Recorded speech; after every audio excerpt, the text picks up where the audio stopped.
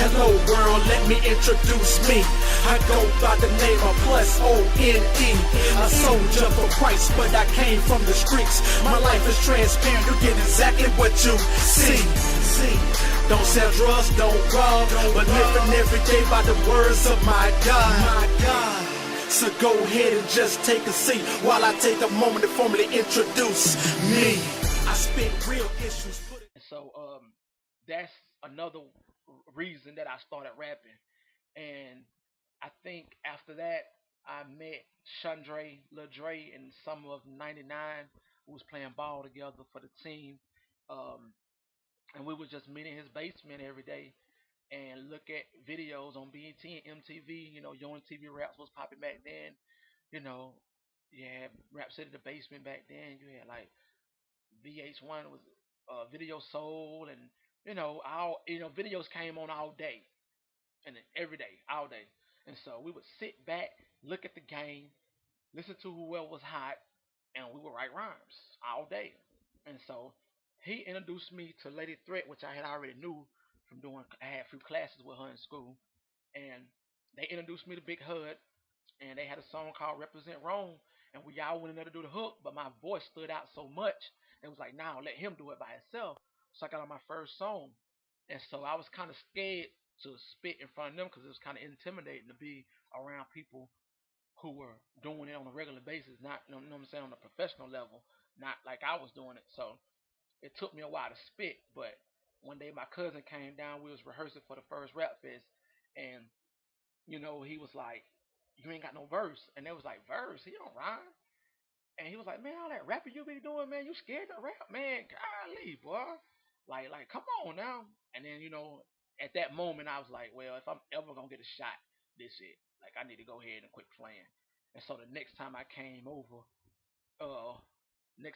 over, when the cipher jumped off, I just jumped right in, and what I'm saying, Big Hood took me under the wing, and from there, it was like he showed me everything. He showed me how to write 16 bars. Cause I ain't know none of that. He showed me how to pick the right track with whatever I'm trying to bring forth to the people. He showed me how to get on stage, get the people a show, and not just walk around grabbing myself, thinking I'm looking all cool. He showed me how to incorporate dancers and props and things of that nature. And like I say, the rest is history, man. And we went on to do some great things.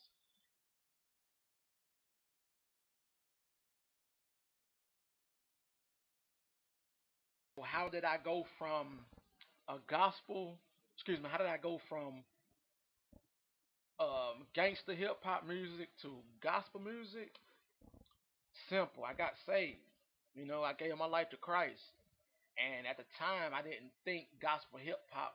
I didn't know nothing about it, so I wasn't gonna rap anymore. That's why I got clothing lines and like movies and things like that that's about to come out because I didn't think that gospel hip hop was even around, and really I thought it was the wackest thing ever. Like to hear somebody rapping for gospel like that because they was doing it a different way, and I thought it was the wackest thing ever. So I didn't think I was gonna rap anymore.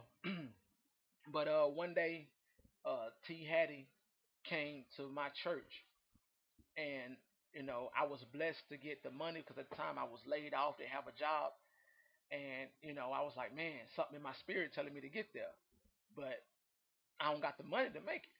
And so I looked up at the sky, and by the time and said, God, if it's your will, I'll make it there, cause something telling me I need to get there. But if not, I'll be all right. By the time I rolled over, my phone was ringing. It was my little bro. He was calling me, telling me I had like two substantial checks at his crib. And so I was like, thank you. So I need to get there.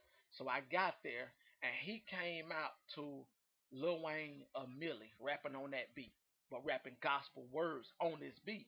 But it wasn't no, you need to get saved, you need to get saved, or holy, holy, holy, holy. It was like, I'm from this era, this place in my life, but this is what, God telling us in His Word, and this is how we can move forward as a people through Christ. And it was like, and I began to look around, and it's like a club feel in here, but they praising Jesus. Everybody, it's good, wholesome, clean music. It's stuff that's relevant to today, and it was just nice. And I was like, I could do that. Yeah, I could do that. And that's how I made the transformation from, secular music to gospel hip hop music. And the rest is history. Since then, I got 2 mixtapes.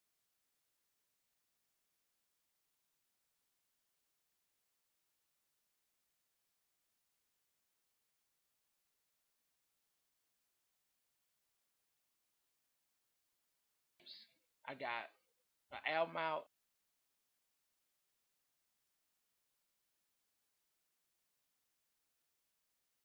Now I'm working on my third mixtape and my second album as of right now. If y'all want to go get it, go to my website, www.jopplus1.com. Also search me on iTunes, Amazon, Rhapsody, Napster. Search Job Plus One, and you'll pull up everything I got on there as well. So thank y'all for tuning in to Kingdom Topics.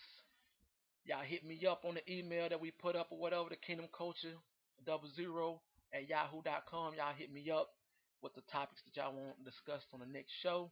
We'll make sure we put it together for you. All right, y'all. Thank y'all. God bless. Hello world, let me introduce me. I go by the name of Plus O-N-E. A soldier for Christ, but I came from the streets. My life is transparent, you get exactly what you see. Don't sell drugs, don't rob, but living every day by the words of my God. So go ahead and just take a seat while I take a moment to formally introduce me. I spit real issues, put it all in music form. A rebel to the game, against the grain, refuse to follow the norm. The truth often hurts, but man, I don't mean no harm. But the sun is shining on the other end of that storm. Rose from the crack in the streets, look what I've become.